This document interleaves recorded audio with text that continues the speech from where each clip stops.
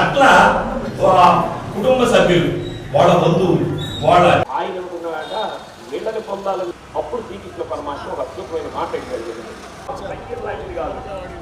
కావాలి అది కాబట్టి నువ్వు మా హృదయంలోనే అది గంగాలోత్సవంలో ఉన్నటువంటి ఆంతర్యం. రేపటి రోజు పాయసాన్ని ఇచ్చేటటువంటి రోజు శ్రీకాడ అన్నటువంటి అనుమానం మనకేమనిపిస్తుంది, అమ్మా ఎంత మోహన్ 26 రోజుల నుంచి 9 రకాల భక్తులు నవవిధ భక్తి సూత్రాలు చెప్పాను. ఒకళ్ళు స్వామితోటి స్నేహం చేస్తారు, ఒకళ్ళు స్వామికి అంటే అకాంక్షలు అంటే అప్పుడే ఆ మాసంలో ఈ వ్రతాన్ని చేస్తాము. ఎందుకని వీళ్ళు భక్తులే పిచ్చోళ్లే కాదు, ఒక్క కోరికైతే కూడా చూస్తున్నారు అంత భక్తి శ్రద్ధలతో. అంటే ఈ 30 రోజులు కౌశల్య మహత్వాన్ని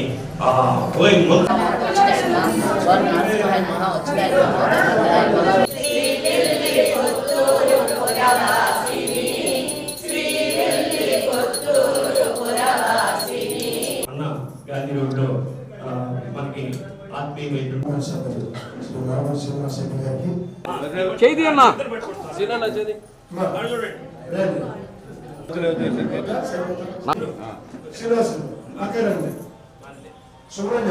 అందరికీ నమస్కారాలు.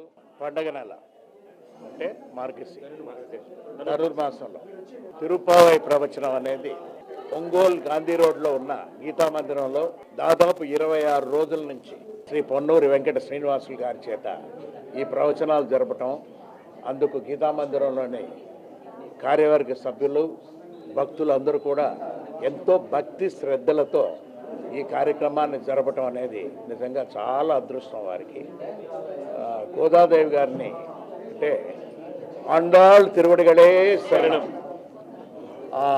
ఆ మహాతల్లిని ఎప్పుడు కూడా ప్రార్థించుకుంటూ ఈ ప్రవచనాలు కూడా పలుకుంటూ ఉన్నప్పుడు దివ్యమైన అనుభూతి అనేది కూడా కలుగుతుంది ఈ ప్రాంతంలో అనేది చెప్పేదాని కొరకు నాకు ఎప్పుడు కూడా అటువంటి అనుభూతి ఎప్పుడు కూడా ఉంటుందని చెప్తున్నాను. నేను గీతా మందిరం అంటేనే ఎన్నో రకాలుగా భజనలు కూడా ప్రతి నిత్యం కూడా జరుగుతూ చాలా బయట కార్యక్రమాల్లో కూడా చూసాం.